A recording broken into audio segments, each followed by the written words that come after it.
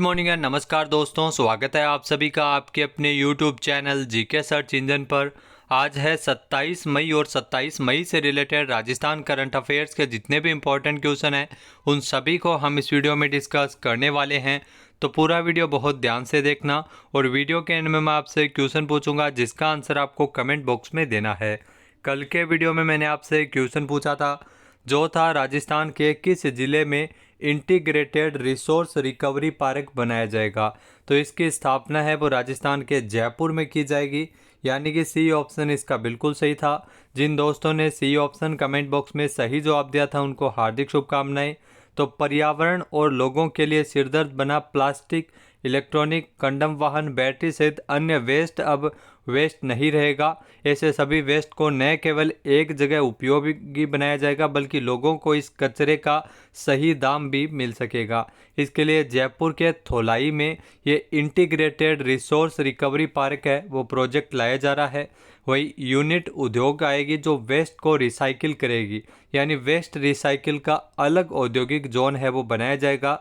रिको ने यहाँ पर 50 करोड़ रुपए की लागत से इंफ्रास्ट्रक्चर यहाँ पर किया जा रहा है। तो जयपुर में ये इंटीग्रेटेड रिसोर्स रिकवरी पार्क है वो बनेगा।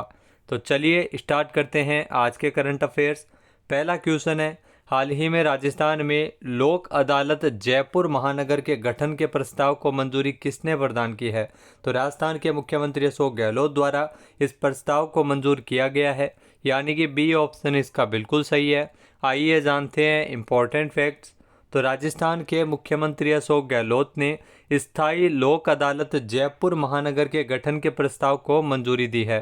साथ ही पूर्व में गठित किए गए जो स्थायी लोक अदालत जयपुर महानगर का नाम है वो स्थायी लोक अदालत जयपुर महानगर प्रथम किए जाने के प्रस्ताव का भी अनुमोदन किया है।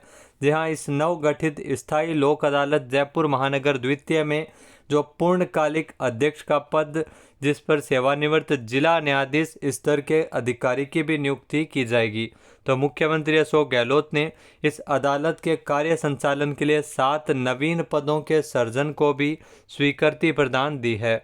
इसके अलावा इस निर्णय से लंबित मामलों और प्रतिदिन जन उपयोगी सेवाओं से संबंधित मामलों के निस्तारण में आसानी रहेगी। नेक्स्ट है, हाल ही में मुख्यमंत्री अशोक गहलोत ने प्रदेश में ग्रास लैंड एवं वेटलैंड के विकास के कार्यों के लिए कितने करोड़ रुपए की वित्तीय स्वीकृति जारी की है। तो इसके लिए 50 करोड़ रुपए मंजूर किए गए थे, यानी कि ए ऑप्शन इसका बिल्कुल सही है। आइए जानते हैं इम्पोर्टेंट फैक्ट्स। तो राजस्थान के मुख्यमंत्री अशोक गहलोत ने ग्रासलैंड और वेटलैंड विकास के विभिन्न कार्यों के लिए 50 करोड़ रुपए के वित्तीय स्वीकृति जारी की है। इस स्वीकृत राशि में प्रदेश के 22 वन मंडल जिसमें 7800 हेक्टेयर क्षेत्रफल में चारागाह विकास एवं वृक्षारोपण के कार्यों के लिए तकरीबन 40 करोड़ रुपए और सांबर झील के विकास और प्रबंधन के लिए 9 करोड़ रुपए और कनवास रेंज कोटा के लिए 1 करोड़ रुपए का प्रावधान किया गया है। और यह राशि पर्यावरण प्रबंधन कोष के माध्यम से उपलब्ध करवाई जाएगी। मुख्यमंत्री ने साल 2023-24 के बजट में इसको लेकर घोषणा भी की थी। तो ग्रासलैंड और वेटलैंड विकास के लिए विभिन्न कार्यों हेतु 50 करोड़ रुपए की वित्तीय स्वीकृति जारी हुई थी। नेक्स्ट है, हाल ही में राजस्थान के किस जिले की उद्यमी रूमा देवी जिस पर Ruma Devi the crusader documentary film बनाई गई है। तो ये ध्यान रखना, रूमा देवी का संबंध है वो राजस्थान के बाड़मेर से है। ये डॉक्यूमेंट्री फिल्म है वो इनके जीवन पर बनाई गई है, यानी कि सी ऑप्शन इसका बिल्कुल सही है। आइए जानते हैं इम्पोर्टेंट फैक्ट्स। तो राष्ट्रपति पुरस्कार से सम्मानित महिला सशक्तिकरण के लिए निरंतर कार्य करने वाली बाड़मेर की रूमा देवी जो कशीदाकारी के लिए विश्वविख्यात है, तो इनके जीवन पर बनी film Ruma Devi the crusader का प्रीमियर शो है वो हाल ही में किया गया था। यह राजीविका के सहयोग से जेएलएन मार्ग पर स्थित इंदिरा गांधी पंचायती राज संस्थान के सभागार में इस फिल्म का प्रदर्शन हुआ था। वर्तमान में रूमा देवी है वो राजीविका की ब्रांड एम्बेसडर है। तो ये भी आपको जरूर ध्यान में रखना है। राष्ट्रपति पुरस्कार भी इनको मिल चुका है उद्यमी रूमा देवी, जिनके जीवन काल पर बनी documentary film Ruma Devi the crusader का जो हाल ही में इंदिरा गांधी पंचायती राज संस्थान के सभागार में प्रीमियर किया गया था। तो ये बाड़मेर से संबंधित है। इसके अलावा जो फिल्म्स है जो फिल्म्स डिवीज़न ऑफ इंडिया के सौजन्य से बनी इस फिल्म का जो निर्देशन है वो फिल्म मेकर वीपी धर के द्वारा किया गया था। तो निर्देशन वीपी धर ने किया था। डॉक्यूमेंट्री में रूमा देवी के बचपन के संघर्ष से लेकर राष्ट्रीय और अंतर्राष्ट्रीय उपलब्धियों को दर्शाया गया है। नेक्स्ट है, राजस्थान के किस जिले में स्थित रामगढ़ क्रेटर को भू पर्यटन केंद्र के रूप में विकसित किया जाएगा। तो रामगढ़ क्रेटर है वो 12 में स्थित है, जहां पर आपको बता दें कि भू पर्यटन केंद्र के रूप में इसे विकसित किया जाएगा, यानी कि सी ऑप्शन इसका बिल्कुल सही है। आइए जानते हैं इंपॉर्टेंट फैक्ट्स। तो राज्य सरकार द्वारा 12 जिले के रामगढ़ में लगभग 60 करोड़ रुपए पहले संभवतः अंतरिक्ष से किसी उल्कापिंड के गिरने से बने गड्ढे जो क्रेटर को भू पर्यटन केंद्र के रूप में विकसित किया जा रहा है। यह देश का तीसरा और राजस्थान का पहला ऐसा क्रेटर है। बाकी 2 क्रेटर में से अगर बात की जाए तो एक महाराष्ट्र में और मध्य प्रदेश में भी है। सरकार द्वारा रामगढ़ क्रेटर को डेवलप किया जाएगा और इसके लिए 57.22 करोड़ रुपए का बजट भी जारी किया गया है। पर्यटन विभाग की ओर से देश के तीसरे और राजस्थान के पहले क्रेटर की अगर बात की जाए तो इसे पर्यटन स्थल के रूप में विकसित किया जा रहा है, जो 12 जिला मुख्यालय से 40 किलोमीटर दूरी पर स्थित है। रामगढ़ क्रेटर झील यहाँ एक भू विरासत क्षेत्र है। ये इस झील का सौंदर्यीकरण, आधारभूत संरचनाओं का निर्माण और अन्य सजावटी कार्य है वो इसमें शामिल है और इसके लिए 57.22 करोड़ रुपए का बजट जारी हुआ है। नेक्स्ट है, राजस्थान के कितने संभागों में Rajiv Gandhi centre of advance technology arcade केंद्र खोले जाएंगे। तो राजस्थान के 5 संभागों में ये केंद्र खोले जाएंगे, यानी कि सी ऑप्शन इसका बिल्कुल सही है। आइए जानते हैं इंपॉर्टेंट फैक्ट्स।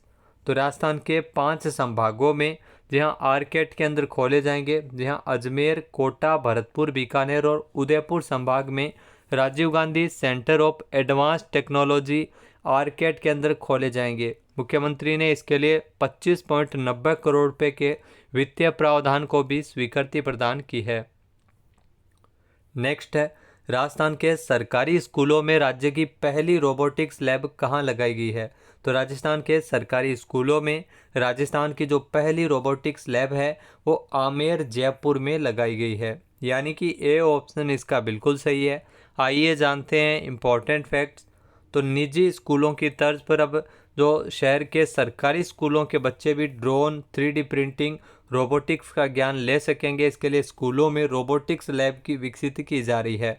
यहाँ सरकारी स्कूल में राजस्थान की जो पहली रोबोटिक्स लैब है वो राजकीय माध्यमिक विद्यालय लवाना, आमेर, जयपुर में लगाई गई है।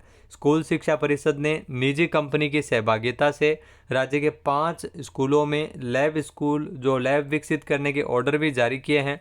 ये लैब है वो जयपुर के आमेर, किशनगढ़, रेनवाल, बीकानेर, मंडोर, भरतपुर में ये लगाई जा रही है। इसके अलावा नई शिक्षा नीति के तहत कक्षा 6 से सिलेबस में बच्चों को कोडिंग, रोबोटिक्स सहित AI टेक्नोलॉजी जैसी अत्याधुनिक तकनीक का ज्ञान भी इसमें करवाया जाएगा। इसी को देखते हुए जयपुर सहित प्रदेश के जिलों में 300 रोबोटिक्स लैब है वो अलग से लगाई जाएगी। नेक्स्ट है, राजस्थान में श्री गुरु नानक देव सिख कल्याण बोर्ड के गठन को मंजूरी किसके द्वारा प्रदान की है। तो CM अशोक गहलोत ने इस बोर्ड को मंजूर किया है, यानी कि सी ऑप्शन इसका बिल्कुल सही है। आइए जानते हैं इंपॉर्टेंट फैक्ट्स। तो मुख्यमंत्री अशोक गहलोत ने 14 अप्रैल 2023 को बैसाखी पर्व के अवसर पर श्री गुरु नानक देव सिख कल्याण बोर्ड के गठन को मंजूरी प्रदान की है। ये बोर्ड सिख समुदाय के सामाजिक, आर्थिक और सांस्कृतिक बढ़ोतरी के लिए विभिन्न कार्य करेगा। राजस्थान सरकार के अल्पसंख्यक मामलात विभाग ने इस बोर्ड के गठन के संबंध में अधिसूचना जारी की थी। यहाँ श्री गुरु नानक देव सिख कल्याण बोर्ड जिसका मुख्य उद्देश्य है वो सिख समुदाय के विभिन्न वर्गों के उत्थान के लिए योजनाएं प्रस्तावित करना और रोजगार को बढ़ावा देने के संबंध में सुझाव देना है। गुरु नानक देव सिख कल्याण बोर्ड जिसका प्रशासनिक विभाग है वो अल्पसंख्यक मामलात विभाग होगा।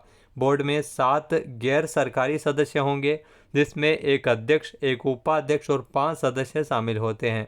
साथ ही विभिन्न विभागों के प्रतिनिधि भी इसमें सदस्य के रूप में शामिल होंगे। नेक्स्ट है, हाल ही में किस राज्य को प्रधानमंत्री फसल बीमा योजना के अंतर्गत उत्कृष्ट कार्य करने के लिए सम्मानित किया गया था। तो राजस्थान को सम्मानित किया गया था, यानी कि बी ऑप्शन यहाँ पर बिल्कुल सही है। आइए जानते हैं इंपॉर्टेंट फैक्ट्स। तो प्रधानमंत्री फसल बीमा योजना की समीक्षा के लिए 14 अप्रैल को रायपुर छत्तीसगढ़ में शुरू हुई 2 दिवसीय राष्ट्रीय कॉन्फ्रेंस में राजस्थान को प्रधानमंत्री फसल बीमा योजना के अंतर्गत उत्कृष्ट कार्य के लिए सम्मानित किया था। यह राजस्थान में इस योजना के अंतर्गत अब तक 18,500 करोड़ रुपये से अधिक के बीमा क्लेम है वो वर्तमान सरकार के कार्यकाल में वितरित किए गए हैं। डीजी क्लेम के माध्यम से क्लेम वितरण का उत्कृष्ट कार्य करने के लिए राजस्थान को प्रथम पुरस्कार भारत सरकार के कृषि सचिव के द्वारा दिया गया था। इसी के साथ ही इस योजना के अंतर्गत साल 2022-23 में राज्य में 80% फसल बीमा पॉलिसियों के माध्यम से जो मेरी पॉलिसी मेरे हाथ शिविर में वितरित करवाकर कार्य करवाया गया था। नेक्स्ट है, हाल ही में सीबीआई के निदेशक के रूप में कार्यभार किसने ग्रहण किया है? तो सीबीआई के निदेशक के रूप में कार्यभार ग्रहण किया है प्रवीण सूद ने, यानी कि सी ऑप्शन इसका बिल्कुल सही है। आइए जानते हैं इम्पोर्टेंट फैक्ट्स।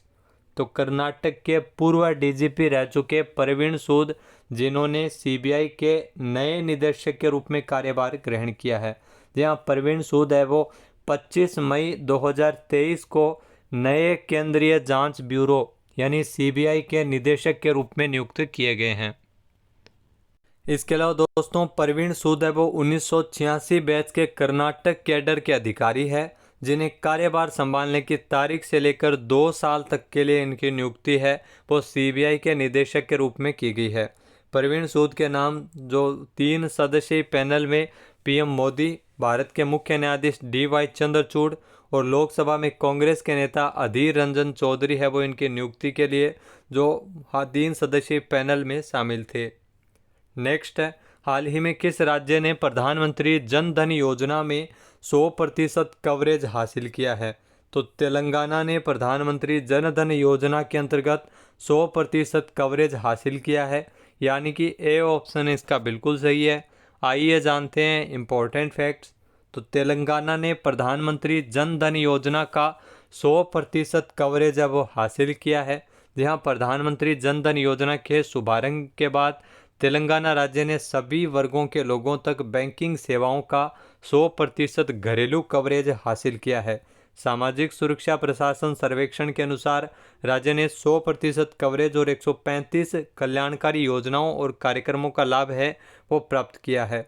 विश्व की सबसे बड़ी वित्तीय समावेशन योजना जिसमें बैंक खाते खुलवाए गए थे प्रधानमंत्री जन धन योजना, जिसकी घोषणा पीएम मोदी ने 15 अगस्त 2014 को की थी लाल किले से, और इसका जो शुभारंभ है वो 28 अगस्त 2014 को पूरे देश में किया गया था। अब बात करते हैं आज के हमारे क्विज के, जिसका आंसर आपको कमेंट बॉक्स में देना है।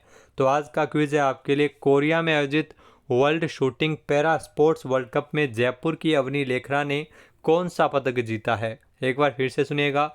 कोरिया में आयोजित की गई world shooting para sports world cup में जयपुर की अवनी लेखरा ने कौन सा मेडल जीता है?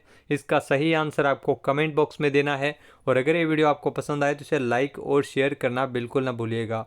चैनल पे नए हैं, सब्सक्राइब नहीं किया है तो अभी सब्सक्राइब बटन पर क्लिक करें। इस वीडियो की जो PDF फाइल है वो आप वीडियो के डिस्क्रिप्शन बॉक्स से डाउनलोड कर सकते हैं और इस क्वेश्चन का आंसर आप वोट करके भी कर सकते हैं। वीडियो देखने के लिए धन्यवाद। जय हिंद, जय भारत, जय राजस्थान।